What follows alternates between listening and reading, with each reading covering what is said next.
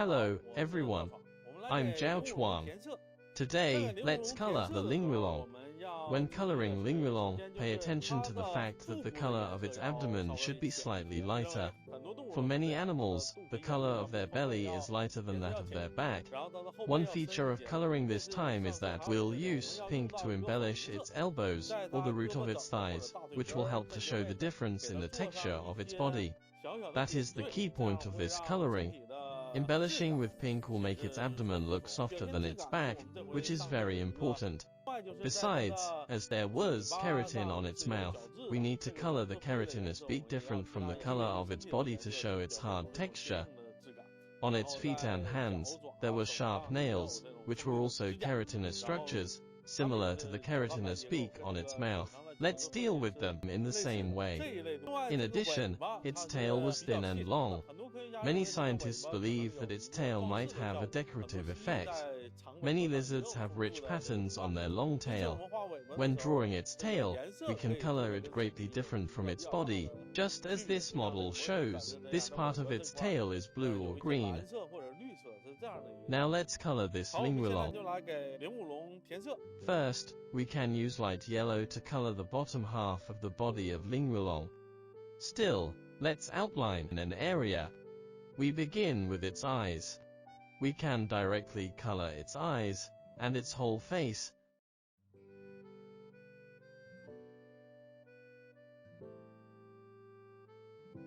And outline the part a little below the half of its neck, as well as this area on this side.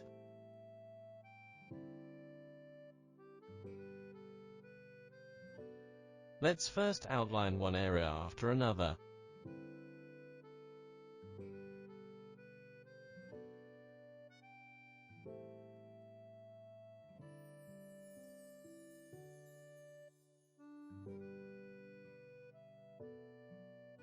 Then, let's color its chest, the inside of this leg, and the inside of the other leg, one hind limb,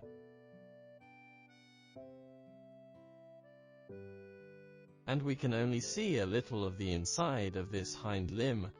Then, let's use yellow to color the back of its hands, and this large area on the side of its trunk.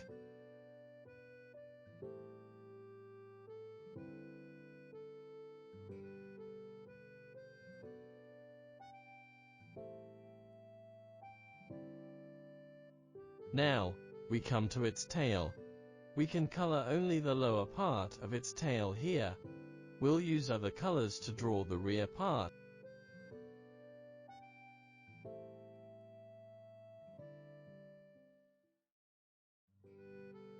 We'll continue to use yellow later for the patterns on the upper part of its trunk. Next, let's use light brown to color the upper half of its body. We still begin with its head. For its beaks, we'll apply a different color later. Let's first color the top of its head, followed by its neck. When coloring its neck, we need to draw a few groups of patterns like this. After that, let's color them.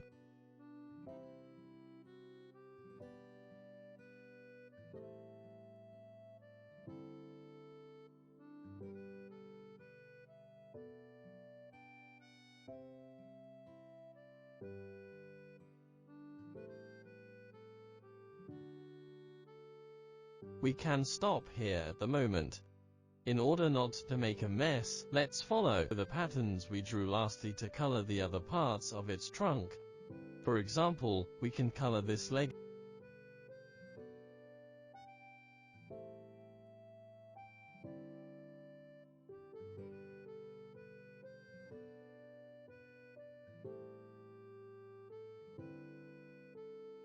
And then the other leg.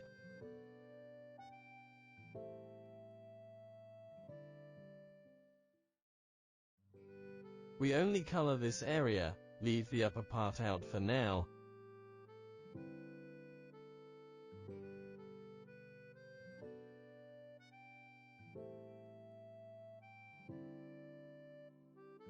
and color the upper part of the dorsal side of its trunk. Then, let's first color the leg by tracing the inside of the outline and then coloring the leg.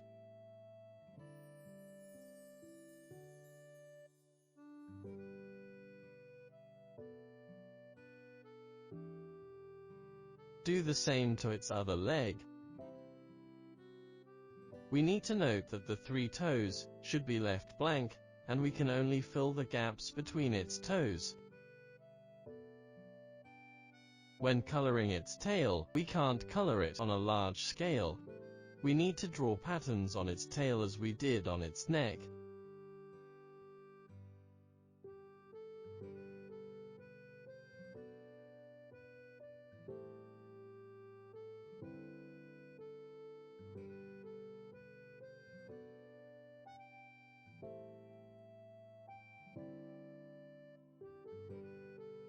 We can draw these patterns till the end of its tail. The patterns at the end of its tail were large.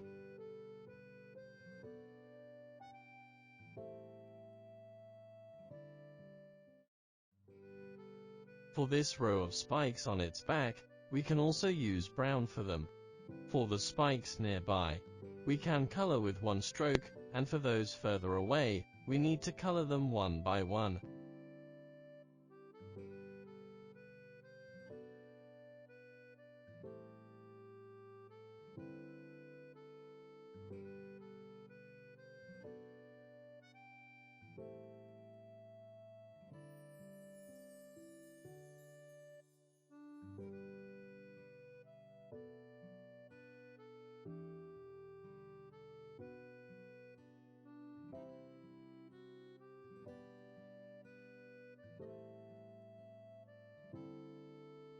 Then, let's draw the patterns on its back as we did on its head and tail.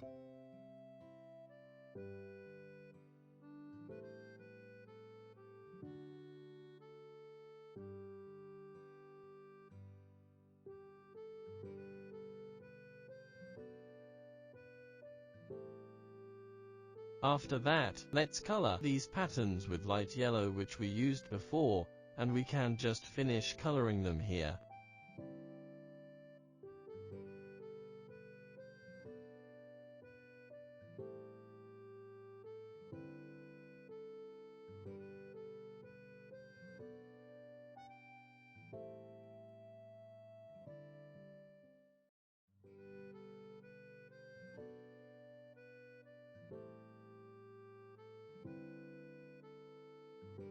As its thin and long tail might have a decorative effect, we can color the end of its tail light green to make it look different.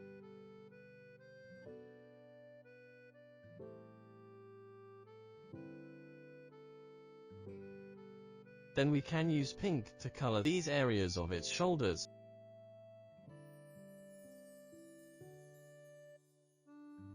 The root of its arms, and the root of its thighs, which were often bended, to make it look soft.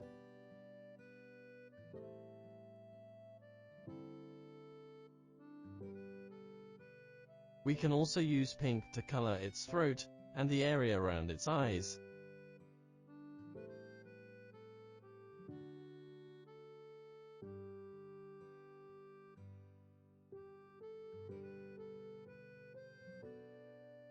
We can still use green to slightly embellish the eye. Lastly, let's use light gray to color its beaks and claws, without coloring its teeth.